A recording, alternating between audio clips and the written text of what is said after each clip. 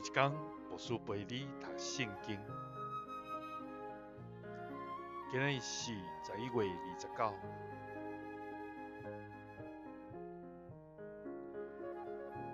提摩太后书1章3节到5节。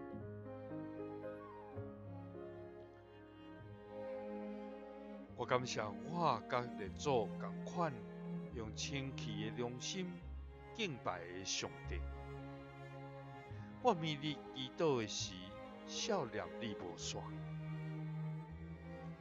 我受到离别的时，你在流目屎，就真爱见你，通予我充满欢喜。我记得你有纯真的信心，这个信心，你的外妈罗伊，甲你的老母尤尼基成有。我相信，现在你嘛有。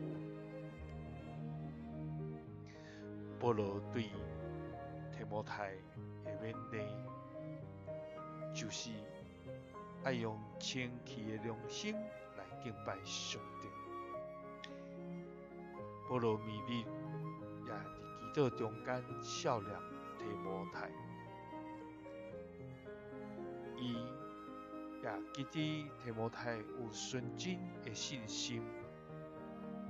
这个信心是对伊的外妈罗伊，甲伊的老母尤尼基大成有，所以信仰的中间就传承予提摩太。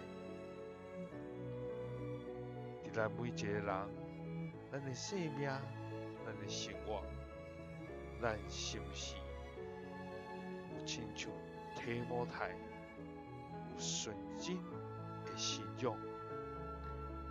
对伫咱的长辈，还是着水搁好的信心甲信仰，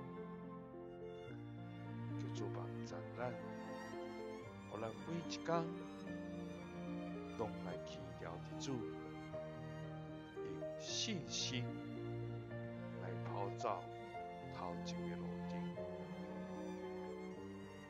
愿主的听，甲你三个地地，耶稣听你，属你。